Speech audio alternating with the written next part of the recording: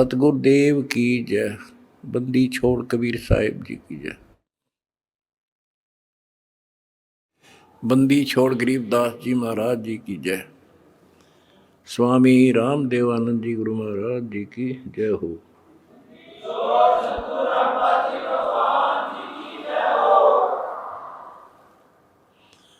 सत साहिब परमेश्वर कबीर जी की प्यारी संगत को, विश्व की सारी संगत को दास का आशीर्वाद है। परमात्मा आपको मोक्ष दे, सुखी रखे, काल कष्ट से आपकी रक्षा करे। बच्चों, आपको सत्संग से, तत्व ज्ञान से रंग दिया है, आपको परिपूर्ण कर दिया है। आज मानव एजुकेटेड है, शिक्षित है, आसानी से समझ जाता है अच्छे और बुरे को। परमात्मा की विशेष श्रद्धा है। ये साइंस परमात्मा ने मानव को दी, जिसके कारण आज ये सोशल मीडिया परमात्मा कबीर जी की देन है। और प्रचार का एक नंबर का साधन यही है। हमारा भगवान पूरा, हमारा ज्ञान पूरा, और समाज की सभी बुराइयों से मुक्त मेरे भक्त भी देवी देवता से कम नहीं। आज के दिन यदि पृथ्वी पर देवी और देवता हो तो आप कबीर जी के बच्चे हो। ये अब समाज को भी समझ में आ चुका है कि यदि बसना चाहते हो, सुखी होना चाहते हो, तो ऐसे बनना पड़ेगा जैसे संत रामपाल जी के बेटा बेटी हैं। बच्चों, पहली बात तो ये है कि भक्ति मार्ग जो है ये खंडे की धार पर चलना है, यानी तलवार की धार पे। कब तक? जब तक हमारा ज्ञान और समाधान पूर्ण समझ में नहीं आता। और जब ये समझ आ जाता है, इसमें आने वाले कष्ट जो होते हैं वो हमारे लिए वरदान बनते हैं। ये अब आपके आसानी से समझ में आ जाएगा। अध्यात्म की सफलता का मूल कारण है कि राज्य रमता राम की, रजा दरे जो शीस, दास गरीब दरस परस, तिस बैठे जगदीश। ज्यों रखे त्यों ही रहूं, और मेरा के चारा, खाने जाद खरीद हूं, गुलाम तुम्हारा। आपको सत्संग के माध्यम से सुना करते हैं हम, कई उदाहरण भी दिए जाते हैं कि एक राजा था, वो नास्तिक था, उसका वजीर आस्तिक था।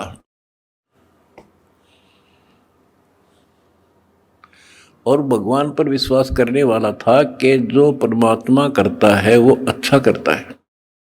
बहुत अच्छा हुआ। एक बार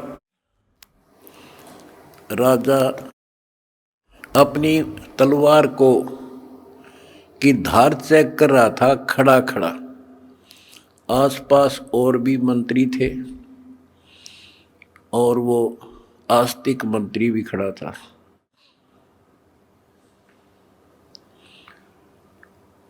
क्या होता है, बात करते करते राजा की उंगली कट गई, तलवार की धार के लाग के। दूसरे मंत्री कहने लगे, हे भगवान बड़ा बुरा हुआ, हे भगवान बहुत बुरा हुआ। वो जो भगवान पर विश्वास करने वाला मंत्री कहता है कि बहुत अच्छा हुआ, वो दूसरे मंत्री, जो वो मंत्री था भगवान के डरने वाला विश्वासी, वो बहुत ही समर्पित था, राजा उसके ऊपर बहुत विश्वास करता था। लेकिन दूसरे जो मंत्री थे वो उसकी निंदा करते रहते थे, जी आदमी ठीक नहीं सर, ये आपको मरवाएगा कभी। वो चाहते थे किसी तरह इसकी महिमा कम हो, तुम्हारे नंबर बने। जब उसने कहा कि उंगली कटगी राजा तो बहुत अच्छा हुआ, जो हुआ अच्छा हुआ, बहुत अच्छा हुआ, तो इस बात से राजा बोला भाई मेरी तांगड़ी कट गई और तू क्या अच्छा हुआ, नालायक आदमी। तो दूसरे मंत्रियों का दाव लग गया, जी हम भी तो आपने कहा नहीं करते, ये तो आपका दुश्मन है, आपके बुरे मराजी से, इसको जेल में ठोक दो। वो जेल में डाल दिया मंत्री, भगवान को चाहने वाला, भगवान पर विश्वासी। राजा की वह उंगली पट्टी पट्टी बंधाई, वो कट तो गई कति, लेकिन ठीक होगी, दर्द नहीं रहा।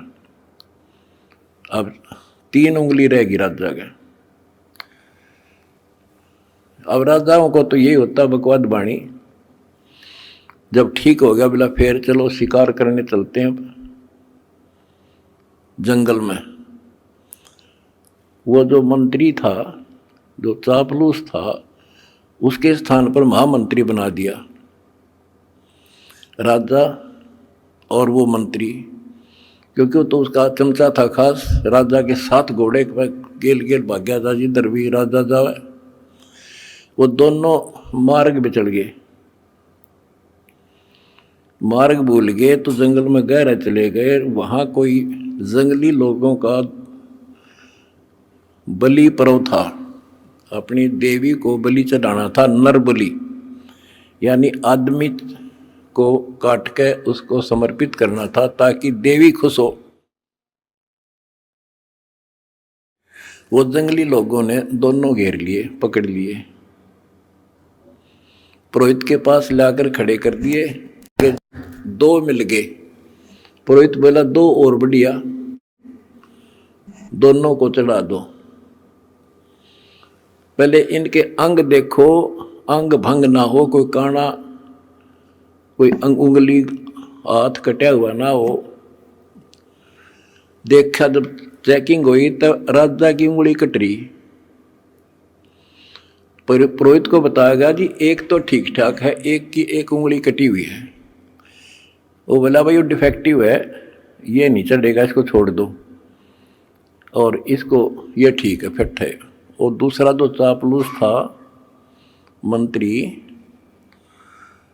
उस भगत की रोज निंदा करा करता था, वो फंस गया और वो चढ़ा दिया बलि, राजा छोड़ दिया। अब राजा ने तो उस मंत्री की कोठरी का गबाट जाकर पीछा देखा, जिस जेल में वो रोक रखा था कोठरी में, उसको खुलवाया और उससे कौड़ियों मिला नो, अग भाई उस दिन आप ठीक को थे, अग बहुत अच्छा हुआ, जया मेरी उंगली ना कट्टी होती तो आज मेरी जान जानी थी। भाई मैंने आपको नाजायज तंग किया, माफ कर दे। बोला जी आप राजा, मैं मंत्री, मैं क्या माफ करूं, आप जो करो और कर लियो, पर एक बात बता, मेरी उंगली कट गई तो मेरे लिए तो अच्छा हुआ, पर आपको 6 महीने की जेल हुई, आपके लिए क्या अच्छा हुआ? मेरे लिए मेरी जान बच गई, क्योंकि मैं आपके साथ होता उस महामंत्री की जगह, आज मैं बलि चढ़ता। ये 6 महीना की जेल में मेरी मौत बच गई। तो बच्चों, परमात्मा जो करता है अच्छा करता है। इस 11 साल की तपस्या में क्या पता कौन सी करड़ाई टड़ी हो और परमात्मा जो करता है वो अच्छा करता है। हमारे मन में कभी दोष से नहीं आया, ना सोचिए कि गलत हो सकता है। फिर विश्वास बिना भगवान नहीं मिलता। तो इसी प्रकार हमने परमात्मा के ऊपर समर्पित रहना होगा। क्या होता है, जैसे 9 नकली दुकान है और एक असली होती है। इंसान नकलियों पे घूम घूम के ठग के और सबको एक आंख से देखता है, सारे इसे हैं। तो इसी प्रकार आज संत मार्ग के अंदर संतों की जो कथनी और करनी है उसमें बहुत अंतर है।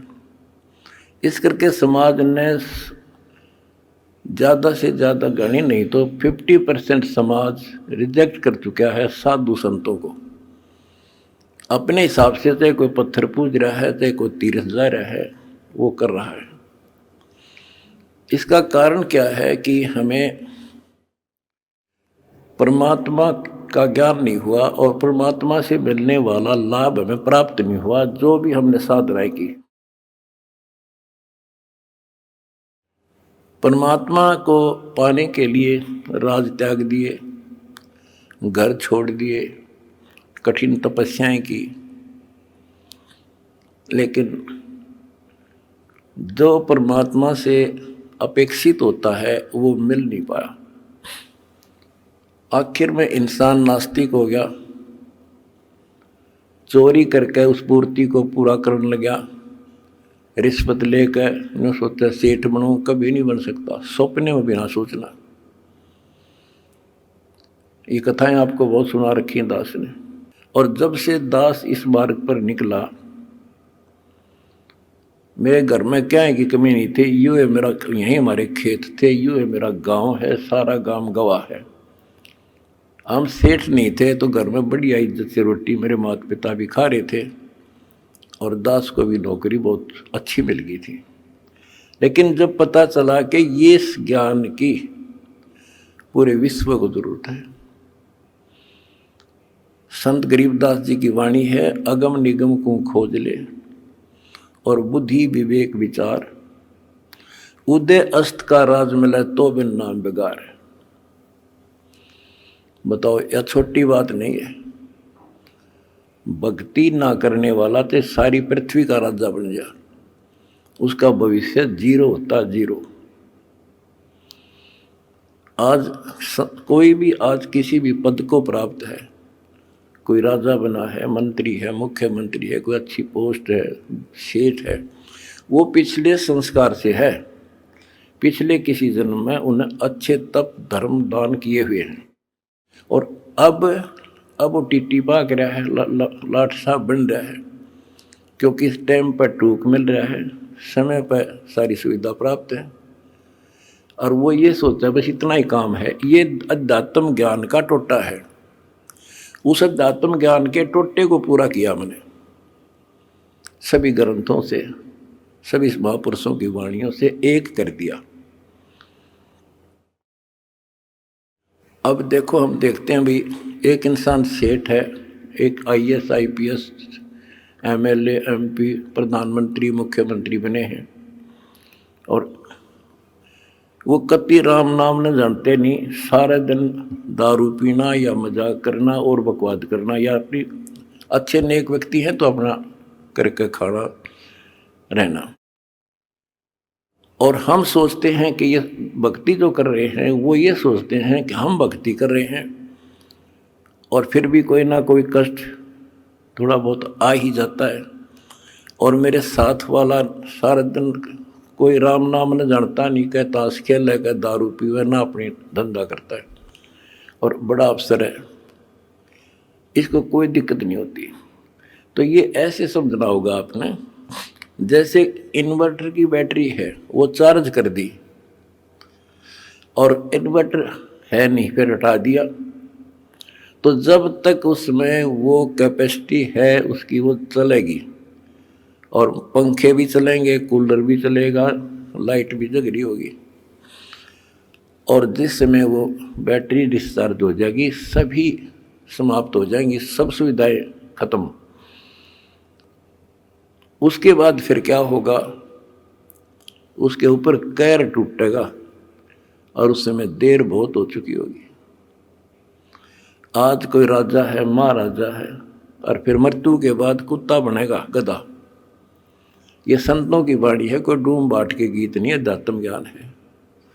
फिर पीछे तू पसवा कीजिए, गद्दा बैल बनाई, ये 56 भोग कहाँ मन बोरे, कि तक कुरली चलने जाए। एक थोड़ा सा दिमाग तक काम ले ले इंसान तो कलजा पाट जा। आज सारी सुविधाएं हैं, समय पर सब मिल रहा है, और मृत्यु के उपरांत क्या होगा, कुत्ता बनकर धक्के खागा। तो ये डर बनेगा गात में, जब बात बनी बेर बना डर, ये ज्ञान होया तुम्हें। फिर बताया कि कोट जन्म तन भ्रमत हो गया, कुछ नहीं हाथ लगा रहे, और कुकर कुत्ता, शुक्र सुअर, खर गधा, और कौवा हंस बुगारे। तो ये छाती में लगन लगी ये बातें, भाई तो बहुत जुल्म हुआ। आते एक छोटी सी पोस्ट है जेई की, इस समय मैं अफलातून मान रहा हूँ अपने आप को। और अध्यात्म ज्ञान बताता है कि राजा भी रहे, देवता भी रहे, और मोक्ष नहीं हुआ। मोक्ष कैसे होगा, गीता अध्याय 4 श्लोक 34 में कहा कि अर्जुन, तो तत्व ज्ञान को जो भगवान स्वयं अपने मुख से बोलता है, गीता अध्याय 4 श्लोक 32 में बताया, तत्वदर्शी संतों से पूछ, और वो तत्वदर्शी संत तुझे वो ज्ञान कराएंगे, उनको दंडवत प्रणाम कर। यानी इतना कीमती है ये ज्ञान, उसी को बताया जाएगा जो कति समर्पित होगा। फिर लास्ट में बता दिया है कि गीता बोलने वाला कहता है कि अर्जुन 18वें अध्याय के 62वें श्लोक में, तू सर्वभाव से उस परमेश्वर की शरण में जा, उसकी कृपा से ही तू परम शांति को और सनातन परम धाम को प्राप्त होगा। एक तो इसी ये बात क्लियर हो जाती है कि गीता ज्ञानदाता से कोई और है परम शक्ति, जिसकी भक्ति से परम शांति होगी और सनातन परम धाम सतलोक प्राप्त होगा, सत्य स्थान। गीता अध्याय 15 श्लोक 4 में कहा है कि तत्व ज्ञान की प्राप्ति के पश्चात परमेश्वर के उस परम पद की खोज करनी चाहिए, जहां जाने के बाद साधक फिर लौटकर संसार में नहीं आते। तो उसके लिए हमने ये पाना है, उस परम पद को पाना है। कौन से परम पद को, जहां जाने के बाद फिर लौटकर नहीं आते, जहां परम शांति है, वो सनातन परम धाम है।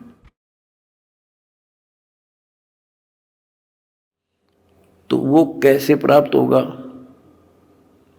वो तो तत्वदर्शी संत बताओगा। वो गीता के अंदर वो ज्ञान पूरा नहीं है।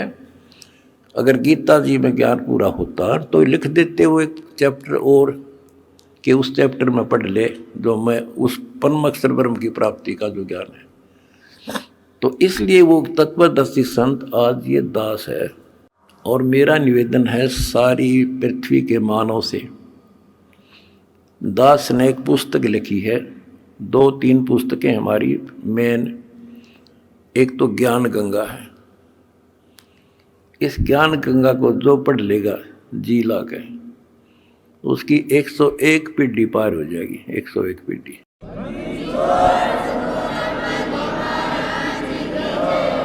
ये सारा ज्ञान कति मेरी आत्मा समझ लेना हो, ज्ञान गंगा ऐसे गजब तरीके से तैयार कर रखी है। जब इंसान होगा निष्पक्ष भाव से पढ़ लेगा, वो और बताता फिरेगा। इन देखते तो है नहीं, हाहाकार मचाते हैं, इसमें ये लिख दिया वो लिख दिया। एक भी उस पुस्तक में बगैर शास्त्र प्रमाण मतलब शब्द नहीं बोला। अगर उसमें जो लिखा हुआ गीता से, वेद से, पुराण से, कुरान से, बाइबल से, अगर उसमें गलत है तो फिर वो आपकी पुरानी पुस्तकें खराब हैं। लेकिन पुस्तक गलत नहीं, हमारी बुद्धि खराब है, हम समझ नहीं पाए। दूसरी पुस्तक है जीने की राह। उस जीने की राह पुस्तक पढ़ के करोड़ों भक्त सुधर गए, बच्चे छोटे छोटे भी। वह ऐसी गजब समाज सुधार की पुस्तक है। आज ये लिव एंड रिलेशन का जो आग लाग रही है लव मैरिज की, इस पुस्तक को पढ़कर कोई ना तो लव मैरिज करेगा, और ना ही लिव इन रिलेशनशिप में रहेगा, ना बुराई करेगा, ना समाज के अंदर एक देवता बनकर रहेगा। ये ऐसी गजब की पुस्तक है।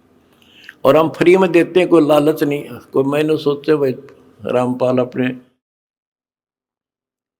कोई लालच कर रहा होगा, ये समाज ने पता चल गया मैं लालची हूँ कि ना हूँ।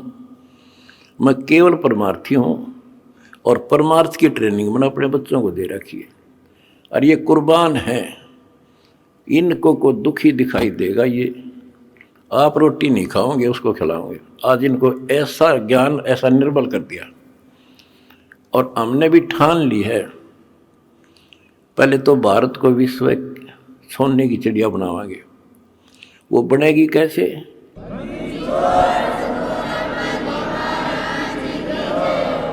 जीने के लिए अन्न की आवश्यकता है। अन्नदाता किसान है और किसान की कांच काट रखी। अब हम सबसे पहले मजदूर और किसान का डट कर साथ जाएंगे।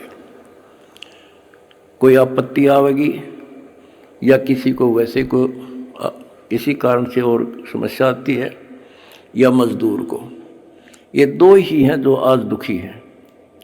और तीसरी बात होगी, अगर ये नाम से जुड़ जाएंगे तो हमारा काम हल्का हो जाए। भगवान सीधा कनेक्शन देगा, इनमें सीधा लाभ देगा। अब भगवान कहते नाम क्या करता है, भगवान क्या करता है। जैसे शुरुआत में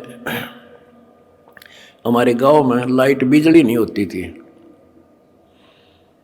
और बिजली की तरह शुरुआत हुई लगवाने की, तो एक आधी जगह को एक्सीडेंट हो गया, इंसिडेंट न्यों पता लग गया भाई वहाँ बिजली ने पकड़ लिया, मर गया। तो उससे और डर बन गया लोगों के। हमारे गांव में बिजली की शुरुआत हुई, मैं जब जेई लगा ही था तब तक हमारे घर में बिजली नहीं थी, सन 1977 तक। और ना नीयत थी लगवाने की। तो मैंने आके, अपने एक दोस्त था मेरा यहाँ, वो बिजली का काम करता था, कुछ लोगों ने लगवा ली थी गांव में भी। मैंने उसको कहा भाई तो घर वालों से कह तो सामान ले आ, मैं सामान दे दूंगा, बता कितना सामान, क्या फिटिंग का इसमें पैसे लगेंगे। उसने बताया 1200 रुपये लगेंगे, मैंने दे दिए। वो सामान लेकर घर आ गया, मैं चला गया ड्यूटी पे। और वो बोला भाई, मेरा ताऊ ने बोला, तुम्हारा उम्र में छोटा था, उनने एक चाचा था, मेरा ताऊ बाबू फादर का भाई लागे, बोला भाई थारा बिजली लानी है। वो बोला तो अपने माँ बाप का ला ले बिजली, भाग जाड़ा की तो बकवास करे तो मारे क्यों लाओ बिजली, तू अपने ला ले। यानी बिजली को इतना गलत समझते थे। जब तो मजाक चल रहा था उनका, फिर माँ आ गया सामने, तो वो बोला भाई, नूर ने बोले थारे घर वाले, तो बोला तुम अपना ला लो इस बिजली ने। वो बोला कोई बात ना, नब्बेरा को ना तू फिटिंग कर दे। फिटिंग करवा दी, कनेक्शन ले दिया, मोटर लगा दी। पहले हाथ से काटा करते नो सानी, और मेरी माता ने पीछा करती 2 घंटे 2 किलो वाचा किलो आदि। जब उनके सामने वह लाइट चली और मोटर कट्टा कट सानी काट दी, फिर ने बोले भैया तो भूला लाग रही थी, तो पहले लवानी थी। तो बच्चों इसी प्रकार और परमात्मा की पावर का कनेक्शन है, जो आज दास एक लाइन में मिल के आपको दे रहा है। जिसका यू लाग जाएगा, कट्टा कट काम होगा आपका।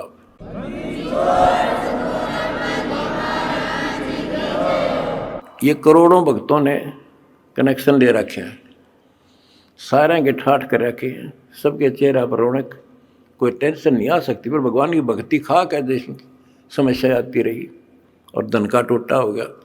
तुमने इतना दान कर दिया कि आज देख कितने लाखों दुखियों का दुख दूर हो रहा है तुम्हारे दान से। और वह जब भगवान का जुड़ गया तो सीधा कनेक्शन उनसे भी हो जाए।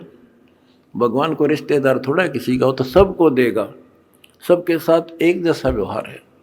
बिजली ने कोई लगवा लो अपने पावर को, फुल काम करेगी, पर उसकी मेंटेन, उसको सारी उसकी जो है मर्यादाओं का पालन करना होता है।